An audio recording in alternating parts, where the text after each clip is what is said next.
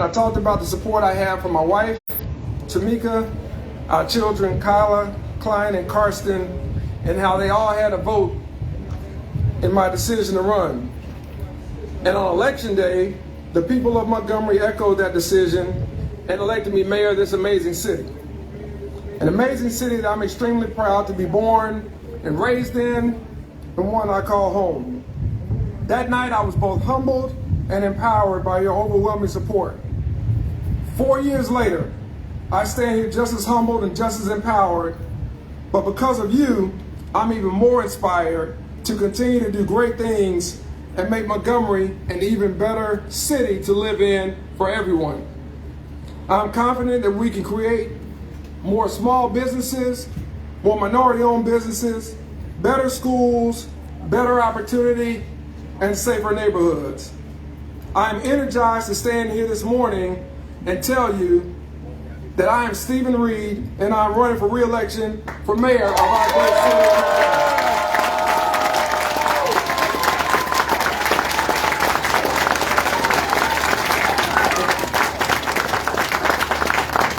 Our guiding principles have been and will continue to be opportunity and safety. Our path to success will be through swift, informed action and constantly measured progress. We have and we will continue to draw upon best practices in other cities and foster new ideas that are best for our community. On public safety, we know this is a challenge to our community and we're seeing it across the nation. But we have taken action after action to do everything in our power to prevent crime and keep violent, repeat offenders off our streets. We're recruiting and training and preparing the next generation of officers. But we're also working with many of you in the community to get your feedback, to get your ideas on how to make your streets, your neighborhoods, and our city much safer. We hired a new police chief to lead the department, and we took nearly 2,000 guns off of our streets, which are a major source of crime. We continue to advocate before our state legislature reckless laws that are being passed that fall on us at the city and county level to deal with, and we will continue to do just that. We have an innovative violence prevention unit to focus on the root cause of crime and try to prevent it before it happens. But we know we have to do more to invest early so that we don't have to pay for it late. And we have to build more into wraparound services and our community centers to do just that. And while other cities dealt with civil unrest, much of it causing property and personal destruction after George Floyd was tragically murdered, we had peaceful demonstrations and we stood united as a community. And that unity has helped us not only during that time, but throughout the COVID-19 pandemic. Throughout that, we implemented reforms that balance toughness and justice. And just some of our early results: crime was down 15%. Homicides were down 20%. Non-fatal shootings were also reduced. Much of that due to the men and women who represent our Montgomery Police Department. A lot of that coming from everyday citizens, working with us, telling us how we can help, how we can improve, how we can better protect and serve their communities. We also invested in programs to address mental health issues and homelessness. But we all know public safety never stops. And if it happens to you, crime is up 100%. And we understand that. But we won't stop improving and innovating to make this city safe and secure, and to make it a better city for each and every one of us, regardless of where you live, regardless of your zip code, regardless if your neighborhood has a gate or a fence or nothing else. It should be just as safe and secure as any part of our community. Safety and opportunity. We have made investments that will pay off not only in the next year, but the next 4 years and for the next generation. That's why we want to continue to improve and build and invest in our communities by improving our community centers and the programs that they offer. We know that public safety And the capital infrastructure in communities matters. That's why we've invested in our fire stations. That's why we've invested in technology. That's why we're investing in infill and neighborhood revitalization and infill development. But we've got to be pragmatic about how we keep our streets safe, because preventing crime is just as important as fighting crime. And that's why we're doing just as much as we can in the short term. And making the right decisions for the long term is important. Not every solution is going to yield results today or tomorrow. We didn't get this way overnight, and we won't get out of it overnight. But we have to continue to be laser focused on public safety and investing in our people, investing in our residents, investing in those who feel like they've been left behind and looked over.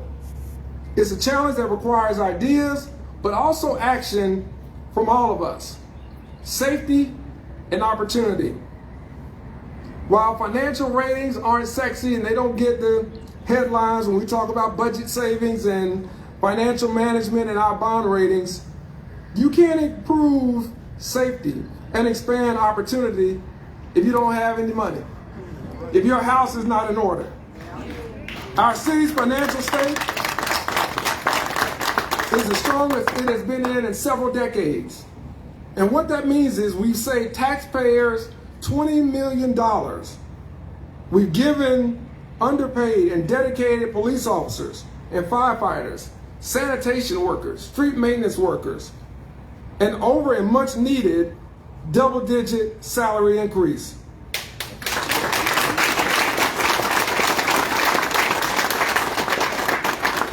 It also means confidence from our business community. It's better than any city in the state. And companies like Hyundai, Manna, Amazon are making record investments here. But we're also seeing more and more small businesses grow their opportunities through micro grant and lending programs and initiatives that we have, because we understand the core of our economy are through those small business owners and those who employ people in their churches, people in their neighborhoods, people they grew up with. Those things are just as vital as any major job announcement as we will have. Hundreds of millions of investments have already been promised to our city, but we're not relaxing. We're not going to be complacent.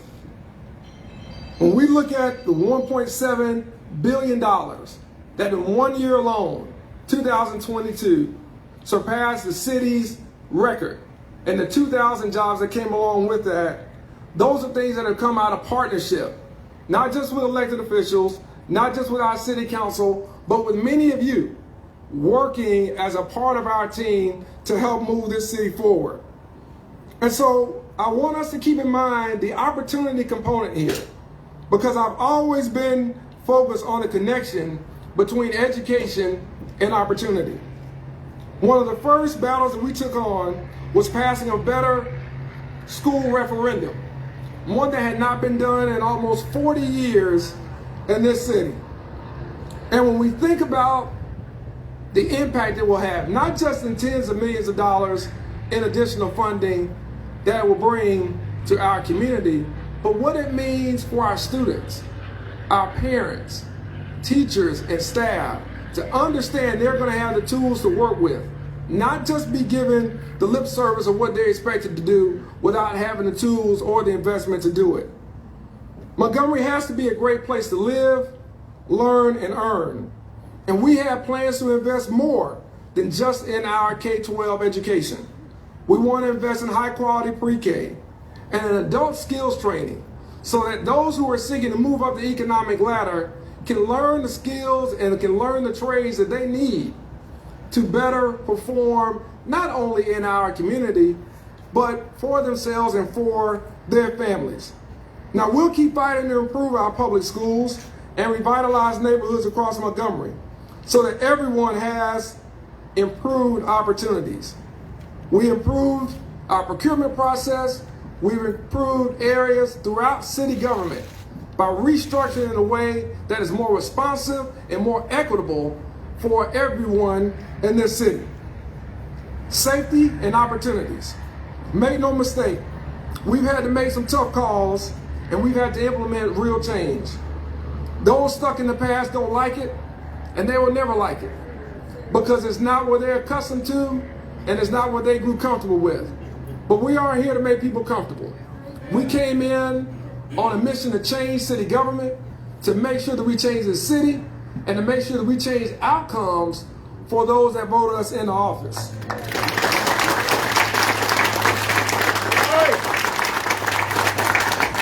I work for the entire city.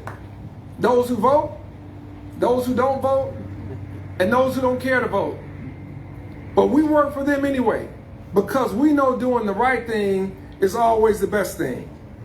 And I have to be honest, between COVID, crime, and other crises, I want to do even more. And we will over the next 4 years. But rest assured, we will do everything in our power to make sure your neighborhood works for you. One that is safe, one that is creating more opportunity. And anyone who knows me, and most of y'all do, y'all know that I'm rarely satisfied with the status quo. We have to improve what we've already built on. We can get even better than where we have come over the last 4 years. And that's what this campaign will be about. Where we've been, what we've done, and where we want to take this city. I love the city, I love the job. But more than that, I love the work of getting things done and providing results to the people of this community. And so I want you to know that we're not just running for another 4 years without any aim. We're running for purpose and with passion. And we're running because we believe this city can be even better in 4 years than it is today. Will you help me get there? Yes.